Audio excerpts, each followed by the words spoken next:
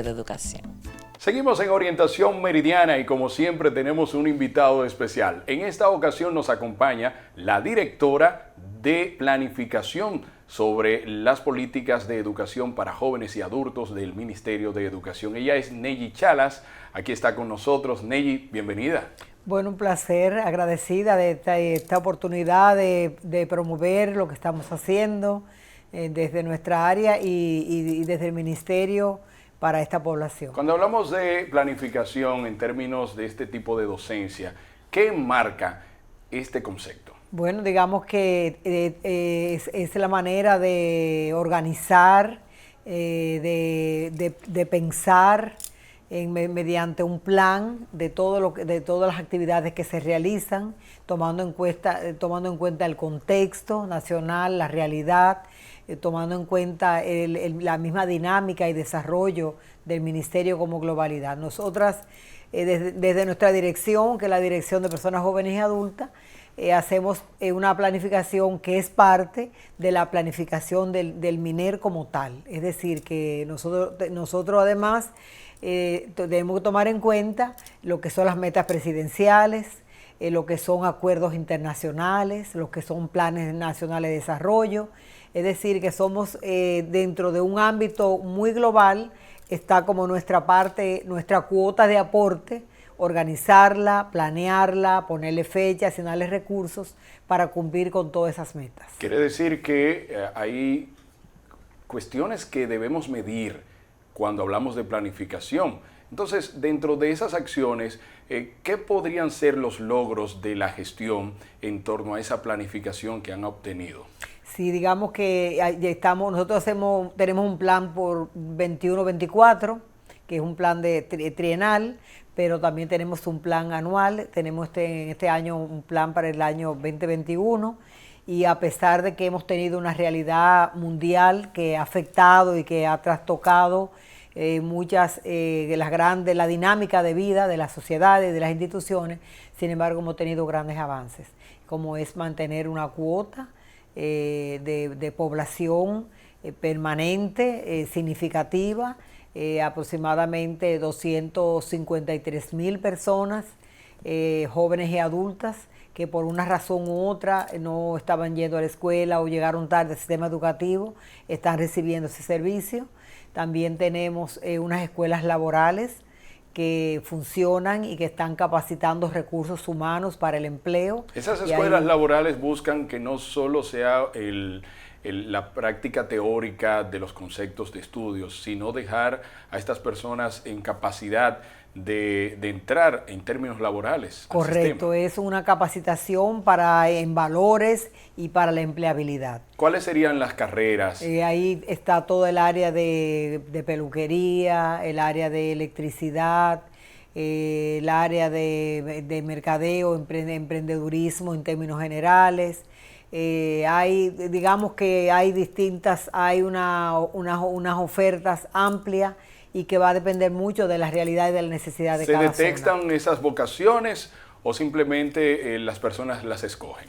Se trata, digamos, de tratar de combinar tanto lo que son las necesidades, los intereses que tienen las personas, como también está la oferta que tenemos, que normalmente la necesidad de las personas y el interés mucho más amplio, mucho más abarcador que a veces las ofertas que tenemos, pero tratamos de la medida de lo posible de armonizar de manera que la gente se sienta identificada, se sienta realizada y al final pueda cumplir con ese interés que es prepararse para el mercado laboral. ¿Qué significa llegar tarde a la escuela? ¿De qué edad estamos hablando? Estamos hablando de esas personas de 14, 15 años en adelante.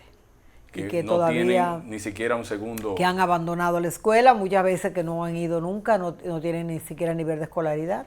Y por eso dentro del área nuestra de educación de personas jóvenes y adultas, que es un subsistema de educación, tenemos un área de alfabetización, tenemos un área de educación básica, tenemos un área de educación media, prepara, y tenemos el área de escuelas laborales. ¿Cómo se planifican estas acciones? ¿Tiene una metodología? el llevar esta planificación y las acciones a tomar. Claro, digamos que son como parte de lo que son las estrategias del Ministerio de Educación. Hay toda una currícula, hay toda una metodología, hay todo un programa estructurado que ya en algún momento que las personas de las diferentes áreas docentes pueden venir y hablar de manera muy explícita cómo funciona cada una de las áreas, pero sí está distribuida por niveles, por modalidades, y además tiene todo su programa, su sistema de evaluación, su sistema, es un sistema educativo para esa población. El grado de éxito del programa se puede medir, cuántas personas entran y no desertan nueva vez, sino que terminan. ¿Esto ha tenido éxito realmente? En términos generales, digamos que hay unos parámetros adecuados de mantenerse en el sistema. En el área de escuelas laborales la deserción es muy mínima, aunque en educación básica es que hay un mayor nivel de deserción. Podemos así evaluarlo. Quiere decir que mientras más joven, más posibilidades hay que abandone. No necesariamente la edad, porque muchas veces una persona llega a educación básica y no necesariamente es tan joven, sino hay muchos factores. Es una población que muchas veces tiene dependientes económicos, que necesita tener otras expectativas. Entonces, ahí todavía es un desafío mejorar esa parte que es la permanencia en la escuela. Sé que prepara... Básicamente en básica. En educación básica, en educación secundaria prepara, ha sido muy exitoso a nivel de permanencia, igual en escuelas laborales. Es uno de los principales proyectos, prepara. ¿Cuáles otros proyectos hay? Bueno, como te decía, están todas las áreas. Está el área de alfabetización, que son las personas que no tienen ningún nivel de escolaridad.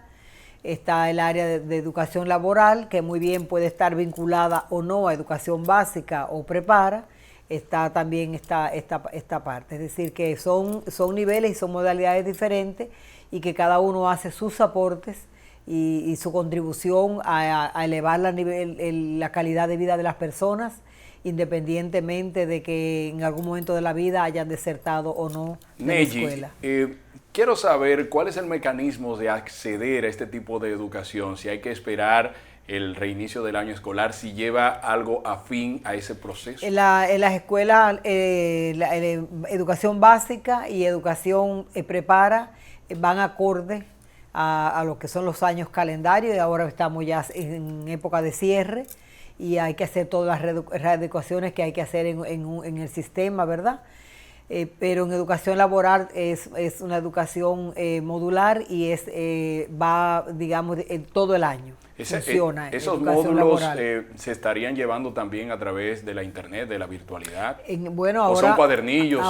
¿Cómo se hace? Digamos que su sistema ha tenido que acogerse a todo lo que ha sido las propuestas, las políticas y las estrategias del Ministerio de Educación en general.